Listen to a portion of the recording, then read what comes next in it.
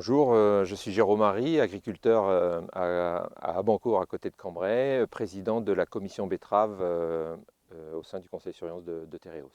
Les enjeux de productivité pour la culture de la betterave sur nos exploitations sont très importants et d'autant plus depuis quelques années. Et les innovations sont là pour nous amener de la compétitivité au sein de la culture. Et les contacts qu'on a et les travaux qui sont faits par les agronomes au sein de Tereos font qu'on va peut-être pouvoir donner des réponses aux agriculteurs quant à ces enjeux. La commission betterave est en charge de la gestion de la production jusqu'à la transformation de la betterave. Les sujets sont techniques et d'ordre aussi économique.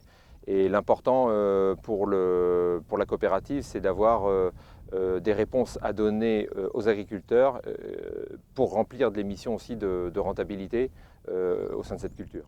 Donc on a la chance d'avoir le service agronomique de Tereos pour travailler ces sujets d'innovation pour que la commission puisse après formuler des recommandations au sein du CS. Et donc je vous laisse la parole maintenant à David, responsable du pôle coopérateur chez Tereos. Nous sommes heureux de vous accueillir aujourd'hui à Chevrières, dans l'une des 9 sucreries de Tereos. Et donc, afin de répondre aux attentes sociétales et aux demandes de nos coopérateurs, nous avons comme objectif au sein du service agronomique de développer des pratiques agricoles durablement performantes et des innovations technologiques. Vous avez derrière nous le système robotisé d'EcoRobotics, qui est pour la 5e année consécutive développé avec l'aide du service agronomique et la société EcoRobotics sur la plateforme des fermes de Tereos Polyculture.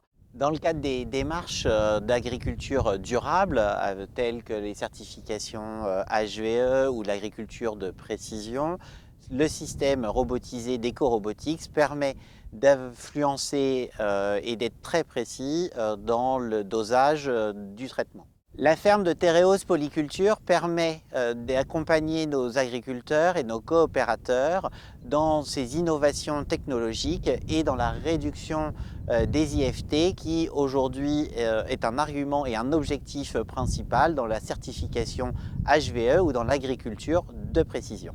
Le service agronomique de Tereos mène ses expérimentations soit en interne, soit en partenariat. Ici, c'est avec la société EcoRobotics. Pour la 5e année, nous utilisons leurs innovations. Le robot, le système robotisé que vous avez derrière nous, est à sa 3e version. Et donc, je vais céder la parole à Francis Basler qui va nous donner le résultat de ses essais. Je suis Francis Basler, donc, du service agronomique de Tereos et en charge de Tereos Polyculture. Donc, cette année, ce sont 16 hectares de betteraves qui ont été implantés sur le site de Chevrières, qui vont être dédiés à l'expérimentation du nouvel outil EcoRobotics, la rampe de désherbage. Son fonctionnement en fait consiste à reconnaître par le biais de caméras très haute définition les adventices par rapport aux betteraves, et grâce à sa rampe de pulvérisation à l'arrière constituée d'un certain nombre de buses indépendantes tous les 4 cm, permet une pulvérisation ultra précise et strictement sur les adventices.